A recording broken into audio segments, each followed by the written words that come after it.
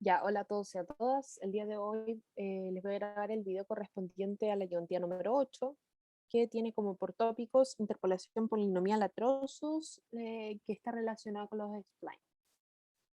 Bueno, en realidad, ¿por qué queremos generar una interpolación polinomial a trozos? Si siempre lo hemos estado haciendo de solamente una interpolación, un polinomio. Bueno, lo que pasa es que a veces cuando tenemos muchos puntos, eh, se tiene que generar la condición de que ese polinomio interpolante tiene que ser una curva suave. Entonces, al hacer una curva suave, a veces genera muchos errores con respecto a la interpolación o al error. Se genera un error muy grande. Entonces, por lo mismo se genera con los splines una interpolación polinomial a trozos. Aquí, aquí, aquí, y todo eso nos va generando una curva suave. Siempre respetando los extremos de cada una de las curvas, ¿ya? Entonces, vamos a tener dos tipos de splines, los lineales y los cúbicos, que va a ser lo que voy a explicar ahora. Y bueno, en general los splines vamos a considerar de que siempre vamos un intervalo de A a B que los incluya, y vamos a tener los nodos que van a estar denotados por un espacio de x sub 0 hasta x sub n, ¿ya? Donde estos van a ser los que están entre nuestro dominio. Se define el espacio del spline de grado K, perteneciente a los naturales, eso es importante, de esta manera. Entonces el espacio de S perteneciente a K a la menos 1, K de menos 1 son las derivadas, ¿ya? En un dominio de A sub B, entonces por lo tanto S es restringida a esta expresión de x de j menos 1 hasta x sub j. Es el elemento de P. Acuérdense que esto era el polinomio, el espacio polinomial, ¿ya? De donde estaban los polinomios interpolantes. Por ejemplo, si tenemos, aquí hice un dibujito, distintos trozos, ¿no es cierto? ¿Ya? Ya, para cada trozo ustedes tienen que generar un polinomio. En este caso fue S, después este en este caso para lineal, ¿ya? Ya, ahí se podría generar un spline, pero imagínense que nos queda de la siguiente manera, ¿ya? Oh, está muy grande la goma. Por ejemplo, que este llega acá arriba y este llega aquí nomás, ¿ya? Ahí hay una discontinuidad. Entonces ahí no se puede generar el spline. Ya, esto solamente lo podemos evidenciar de manera gráfica cuando tenemos splines lineales, porque cuando tenemos splines que son de cúbicos, la discontinuidad no se puede ver por el ojo humano. Entonces eso ya va más relacionado a la manera computacional. Entonces eso es lo que vamos a ir viendo en los ejercicios. Ya, nuestro objetivo dado una función f, en R queremos buscar un spline interpolante S, ¿ya? Eso es lo que nos indica. Perteneciente a S sub K, que S sub K puede ser 1, 2, 3. En este caso vamos a considerar solamente 1 y 3. 1 de lineal y el 3 de cúbico, ¿ya? Donde se tiene que cumplir esto de que cada vez que si yo, este es mi interpolante y esta es mi función, o sea, si yo reemplazo el x sub j en la interpolante me tiene que dar el mismo valor que yo voy a hacer en la función, de esos puntos x sub j que son los que yo voy a dividir en trozos, aquí arriba. Como es en el caso de la interpolación polinomial, nos preguntamos, 1, por la existencia y unicidad de un spline interpolante y por el error de la interpolación y su relación con los nodos delta. Recordad que los nodos son denominados delta, es decir, con la resolución global tenemos el siguiente error, que ahora en este ítem o en esta parte de la materia está denotado como H, ¿ya? Que esta es la expresión de nuestro error. Ya, los splines lineales, la verdad no es mucho que podamos decir, solamente tenemos que se denota como S cursiva sub 1 en delta, ¿ya? Y cómo vamos a generar este interpolante de la misma manera que habíamos creado eh, otros polinomios en la materia anterior, donde fijábamos la función y después generamos esta fracción, luego sumamos el siguiente y así sucesivamente de acuerdo a las cantidades de puntos que nos dan. Bueno, en este caso nos dice es el único polinomio de grado 1 que interpola el número inferior con el número superior y el que sigue con el otro. En este caso solamente tendríamos que tener 2 puntos para que sea de grado 1, ¿ya? Por la última identidad también obtenemos el siguiente resultado. De acuerdo al lema 55 que aparece en sus apuntes, tenemos CA sub B un intervalo y S sub 1, recordar siempre, si estamos hablando de S sub 1, estamos hablando de splines lineales, ¿ya? Un espacio de splines lineales, sea F dos veces diferenciable en el intervalo de A sub B. Eso es importante, súper importante, porque de que sea dos veces diferenciable en este caso, de que ¿qué significa diferenciable? Volvamos un poco a la teoría de que si yo lo derivo dos veces, la función tiene que seguir siendo una función continua, ¿ya? O diferenciable. Entonces existe una constante C mayor que cero que no depende de F o del nodo tal que se cumpla esta condición, ¿ya? Esto nos va a servir para determinar errores, ¿ya? Cuando nos dicen que tenemos que cumplir cierta tolerancia, entre otros. Ya. Con respecto a los splines cúbicos, consideramos que está denotado por S cursiva sub 3, que depende de los nodos. Recordar que eso interpreta los nodos sobre un intervalo A sub B acotado. Para que S pertenezca a S sub 3, o sea, este spline o esta función, este polinomio, en realidad es más función, ¿ya? Porque son funciones que interpreta al final mi polinomio interpelante. Pertenezca a ese subtreo, o sea, un spline cúbico, tiene que ser un polinomio de grado 3, ya. Vamos, importante con las condiciones que nos van planteando de acuerdo a lo que tienen que cumplir para que sea un spline cúbico. Sobre cada subintervalo, es decir, se tiene que cumplir esta expresión.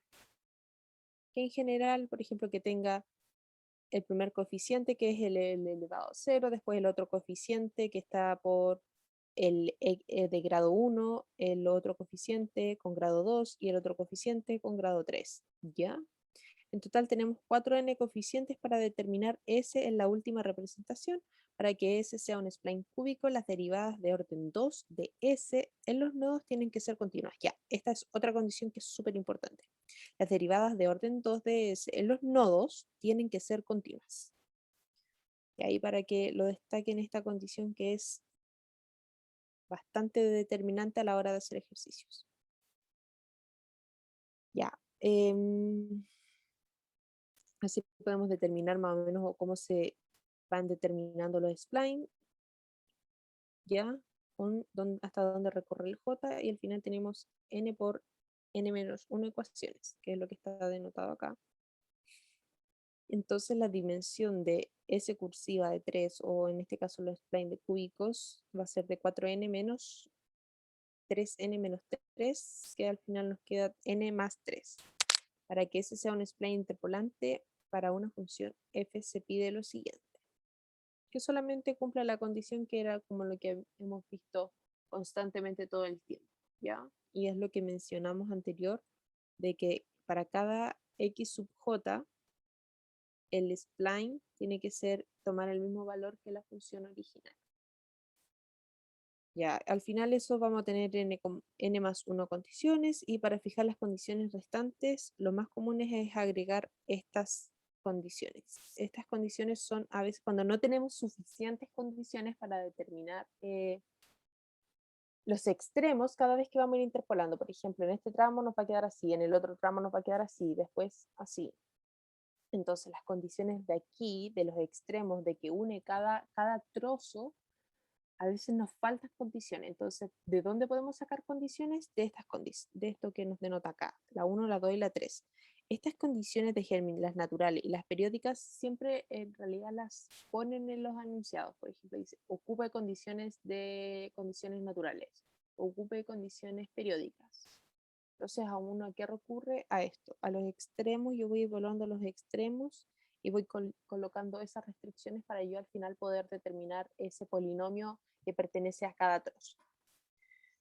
Bueno, para determinar un spline interpolante hay que ocupar esto.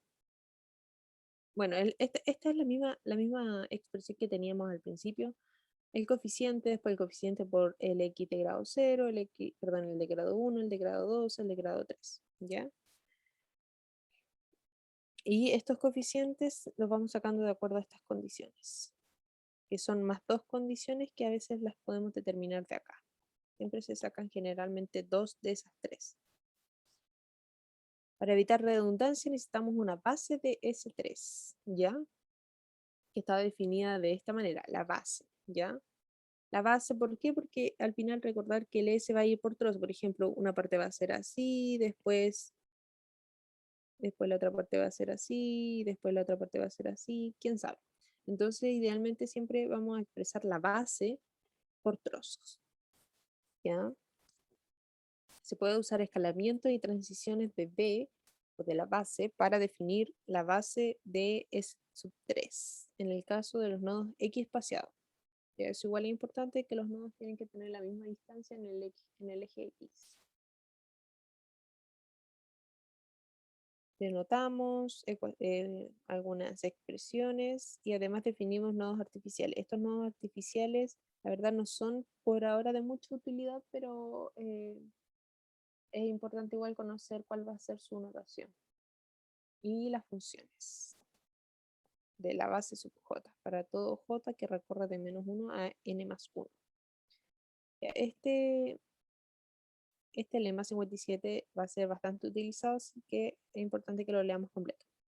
Ya, sea el espacio de los nodos delta, ya, siempre x espaciados, es decir, que tenemos como límite inferior a A y límite superior a B, y dentro de todo ese dominio van a estar los nodos que van a estar x espaciados. Tenemos de que la resta de cualquier nodo va a ser h, o sea, 1 partido en n para todo j de 1 hasta n. Sea x sub k, a menos kh. Esto es para los artificiales, ¿ya? Esta va a ser la notación. Para k mayor que 1. Y las funciones bj de j va a ser de -1 a n más 1. Se llama las basesplines. Se tienen los siguientes resultados. Entonces tenemos que para bj perteneciente al S sub 3, que depende de delta, el soporte de B sub j es el intervalo de x sub j menos 2 hasta x sub j más 2. ¿Ya? Y para cada j de 0 hasta n. Los únicos splines que no desaparecen en x sub j son B sub j menos 1, B sub j y B sub j más 1. Entonces, estos son las bases que siempre van a sobrevivir.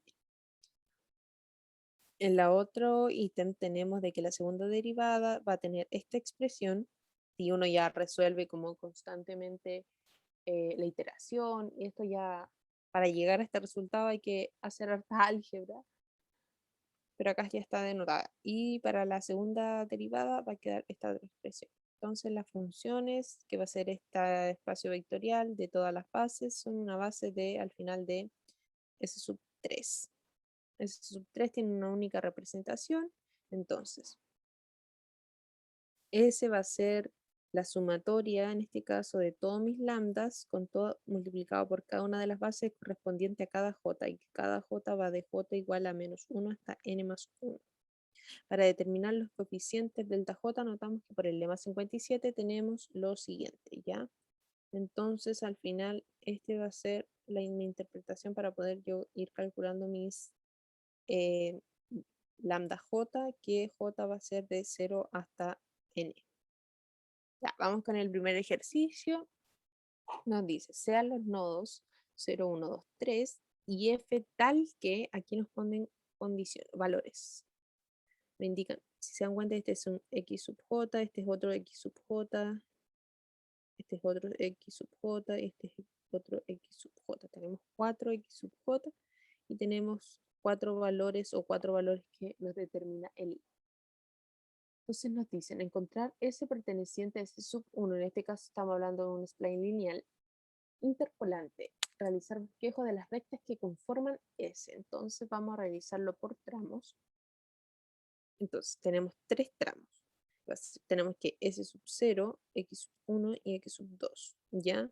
En este caso, de 0 a 1, en este caso, esto significa que no lo...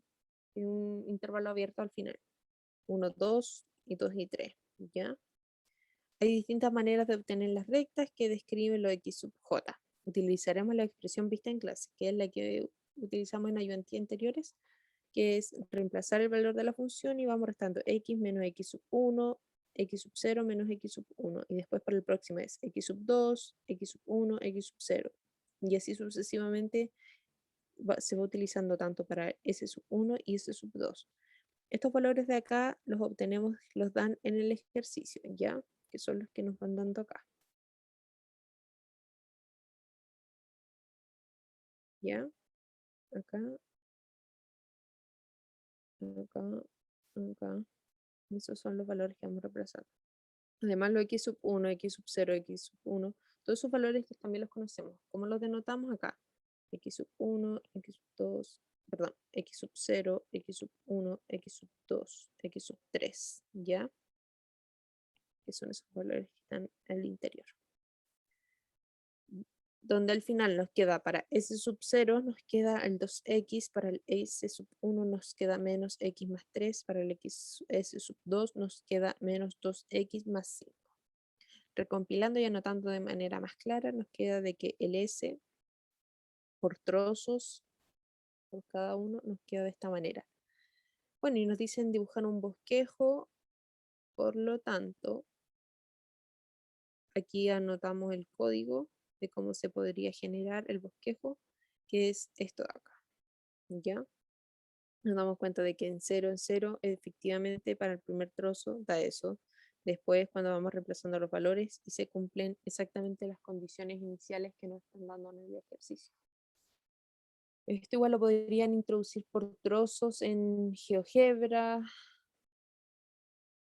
ya por donde ustedes quieran graficar. Es importante igual que si quieren seguir aplicando lo que están aplicando en las tareas, ocuparlo.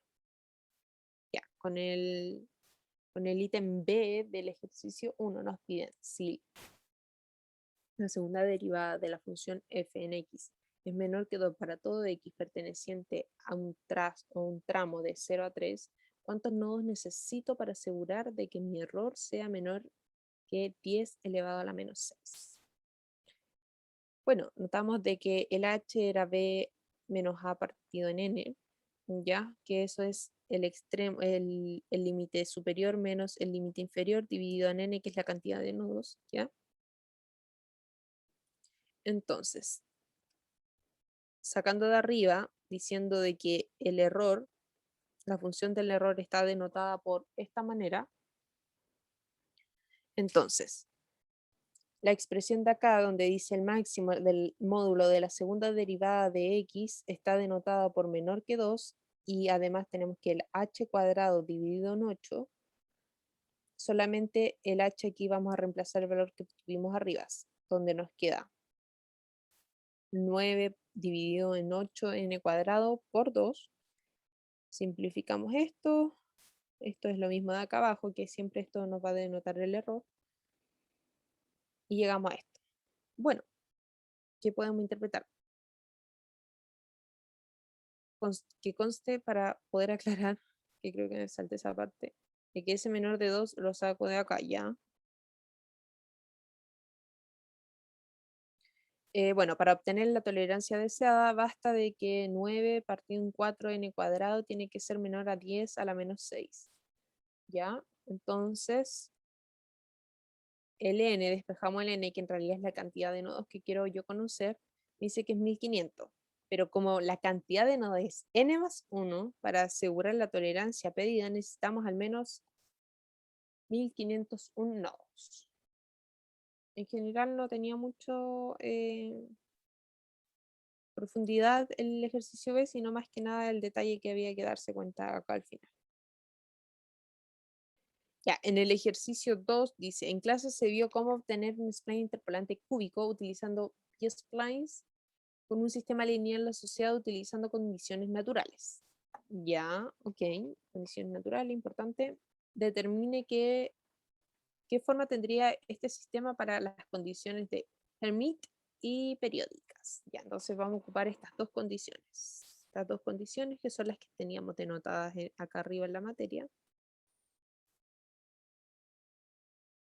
Estas están bien arriba, parece. Acá.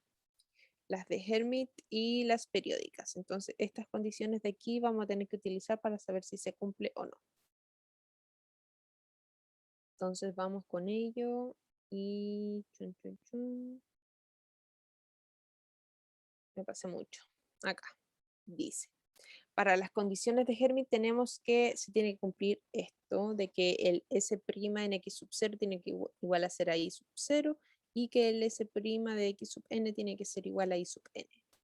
Escribiendo la primera expresión con S utilizando la base de splines, tenemos que, ya, esto se denotaba, en este caso, la base splines, de que acuérdense que era lambda j por b' en j x sub 0, donde el x recorría de -1 hasta n más 1. Y utilizando el hint, recordad que estaba en un hint de los valores, ya que en este caso vamos a utilizar, tenemos de que b' en -1 x sub 0 es igual a -1 medio, b sub 0 a la -1, aquí esto está malo, prima, oh, era prima nomás, ya. El 0 de x sub 0 es igual a 0, b1 de prima es de x sub 0 es igual a 1 medio, x sub j prima de x sub 0 es igual a 0. Para todo j mayor o igual que 2. Por lo tanto, podemos denotar de que nuestra función x sub 0 nos queda de menos lambda sub menos 1 dividido en 2 más lambda 1 dividido en 2 va a ser esa expresión de fx sub 0. De manera similar tenemos que se cumplen estas condiciones, ¿ya? Que es más que nada denotarlas de manera general. Recordar que acá arriba daban los valores de las bases, ¿ya? Por lo tanto, de manera general, el f en x sub n, en este caso, la idea es tratar de reemplazarlo en cualquier valor. Nos queda esa expresión. Para escribir más fácil la matriz del sistema, aquí hacemos por 6 partido 6 y nos queda para el fx sub 0, que era el que estaba acá, y después para el fx sub n, que estaba acá, para que quede más bonita. Finalmente, el sistema a resolver para encontrar las coeficientes lambda sub j nos queda esta matriz. Ya, esta matriz son los valores que vamos a ir poniendo acá, ¿ya? De caso, por ejemplo, el n-1 tiene coeficiente -3, ¿ya? El lambda n en este caso no tiene coeficiente, por lo tanto es 0. Y así, este es 3 y chum, ahí, ¿ya? Entonces, si vamos a ir reemplazando los valores. Este es un sector y el que queda acá va multiplicado por los lambda y esto me va a dar igual a la función de x sub 0 hasta x sub n. Yeah. Vamos a bajar un poco. Para las condiciones periódicas, ya, para las condiciones periódicas teníamos que cumplir dos condiciones. Que S' en x sub 0 tiene que ser igual a S sub' en x sub n y S sub prima en x sub 0 tiene que ser igual a S prima x sub n. Utilizando el hint que nos daban en el inicio del ejercicio, de manera similar al caso anterior, la primera igualdad nos queda. De esta manera, aquí igualamos y en esta parte despejamos solamente, multiplicamos por 2 toda la expresión, ¿ya? Y esto de que estaba positivo para allá nos queda, perdón, esto que está negativo nos queda para allá positivo y esto que está positivo para allá nos queda negativo. Ya, entonces, chun, chun, chun. No, acá este es más y para acá pasa negativo. Aquí lo anoté mal. Ahí sí. Ya. Para la segunda igualdad utilizaremos el segundo punto del lema 57 y se tiene lo siguiente. Del lema 57 se obtiene que aquí el H, que era el error, está relacionado. Ya aquí esto está en términos como locales, como de cada tramo, y acá está en términos ya generales porque está representando cualquier n, cualquier nodo. Aquí pasamos de un lado para otro, simplificamos esto porque en realidad está multiplicado a los dos lados y nos queda finalmente esta expresión de acá. Corroboremos que estén bien los signos, aquí más, menos, más, este está más, pasa menos, está menos, pasa más, este está más, pasa menos, ya está súper bien. Bueno, finalmente nos queda el siguiente sistema, que en este caso son los valores que va tomando acá, y los vamos reemplazando y vamos llenando la matriz. Pero en verdad esto es solamente una representación matricial, que en verdad tiene aquí muchos más coeficientes y que incluso va recorriendo hasta de 0 hasta 0 en este caso, pero entre medio tiene todos los tramos, todos los nodos, ¿ya? Se van reemplazando. Igual es bastante tedioso. Eso en general. Bueno, ya, para el ejercicio número 3, sea los nodos 0, 1, 2, determine si la función S es elemento de ese sub 3. Ya. S, recordemos que es nuestro spline, y están diciendo si es elemento de un spline cúbico. ¿Ya? El spline cúbico que tenemos acá, con los mismos nodos. Si es el caso, ¿cuál de las tres condiciones adicionales de la clase satisface S? Ya, eso es lo que vamos a ver ahora. Entonces, las condiciones adicionales, recordar que eran tres, que eran las principales, no, eran las periódicas, las de Hermite, las otras eran de un segundo, vamos a volver arriba. Y las naturales, ¿ya? Ahí está. Hermite, naturales y las periódicas. Entonces solamente siempre hay que escoger dos de ellas, porque con dos ya es suficiente. Entonces, ya dice, para ser elemento de S sub 3, porque eso es lo que queremos ver, de que de si ese es, si es que ese es elemento de S sub 3. Una función S definida por trozos, entonces tenemos S sub 0, S sub 1, ¿ya? Tiene que cumplir con S sub 0 y S sub 1 perteneciente al polinomio interpolante de grado 3. Vamos cumpliendo las condiciones. Ya tenemos de que S sub 0, 1 tiene que ser igual a S sub 1 en 1. Luego, otra condición es de que S sub 0' en 1 tiene que ser igual a S sub' 1 en 1. Y luego para las segundas derivadas también se tiene que cumplir lo mismo, de que sean iguales, en el mismo punto. Aquí calculamos las expresiones, ¿no es cierto? Que va a ser mi S sub 0, este es mi S sub 1. Es lo que denotamos de acuerdo a los datos que nos dieron acá. Al final, esto es lo que nosotros denotamos como S sub 0 en X, y esto es lo que nosotros denotamos como S sub 1 en X. Todo este conjunto que estaba arriba y ese es el de abajo. ¿Ya? Por lo tanto, como necesitamos obtener los valores de la derivada y la segunda derivada es lo que vamos a expresar acá en las funciones. ¿Ya? Primero sin reemplazar nada para obtener las funciones correspondientes a cada una de las derivadas. Entonces, si reemplazamos todos los valores en 1, ¿ya? Para los primeras, obtenemos, si reemplazamos esto en 1 y esto en 1, nos da que el valor es 2, por lo tanto cumple la igualdad. ¿Qué igualdad? La que se interpuso acá. Esta igualdad de acá arriba. Luego, para la segunda derivada evaluada en 1 nos da 4 y la segunda, la primera derivada en 1 nos da evaluada en 1 nos da 4 y 4, por lo tanto cumple la igualdad. Creo que había dicho segunda derivada, estamos evaluando la primera derivada, disculpen. Luego acá, si evaluamos 1 en la segunda derivada, tanto para S sub 0 y S sub 1, acá nos da 6 y acá nos da menos 6. Pero según lo que planteamos de acuerdo a las condiciones, se tiene que cumplir que tienen que ser iguales. Por lo tanto, no cumple la igualdad y concluimos que S sub 0, o sea, la segunda derivada en S sub 0 en 1 es distinto a la segunda derivada de S sub 1 evaluada en 1. Por lo tanto, S no pertenece o no es elemento de S sub 3. Entonces, esa es la, la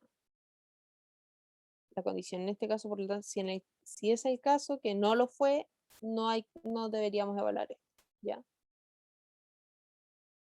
Bueno, en general tiene harta teoría la parte de lo que es cúbico. Les recomiendo que se enfoquen quizás más en los otros tipos de interpolación, ya que para esto uno siempre trata de tener muchos puntos, o cuando los puntos están muy dispersos unos con otros con la distancia de la I, ahí se generan grandes errores. Entonces ahí también es importante considerar quizás una interpolación por trozos, pero en general solamente es que entiendan de que para ciertos problemas que son muy grandes, que generan errores muy grandes, ya que tienen que cumplir que la curva tiene que ser suave, es mejor recurrir a este tipo de interpolación lineal a trozos, ¿ya? Bueno, cualquier duda que les quede, no duden en escribirme por el Discord y ahí voy a estar lo más pronto tratando de responder sus dudas. Así que eso, que estén bien. Chau.